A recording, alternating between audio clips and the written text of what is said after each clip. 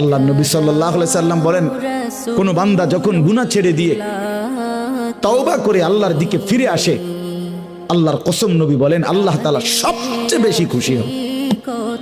আশাদ্দু ফারাহান, আল্লাহ তাআলা সবচেয়ে বেশি খুশি হয় কখন? বান্দা আল্লাহর দিকে ফিরে আসে যখন। বিতাওবাতি আবদিহি, বান্দা যখন আল্লাহর দিকে ফিরে আসে আল্লাহ তাআলা ভীষণ খুশি হয়। গুনার নাফরমানের জিন্দেগি ছেড়ে দিয়ে আল্লাহর দিকে যখন ফিরে আসে, আল্লাহ তাআলা তখন 7 আসমান সাজিয়ে দেয়। ফেরেশতাদেরকে বলে, আসমান সাজিয়ে দাও, জান্নাত সাজিয়ে দাও। ফেরেশতারা 7 আসমান জান্নাত সাজাইয়া ফেরেশতারা জিজ্ঞেস করে, মাওলা আসমান কেন সাজাইলেন, জান্নাত কেন সাজাইলেন?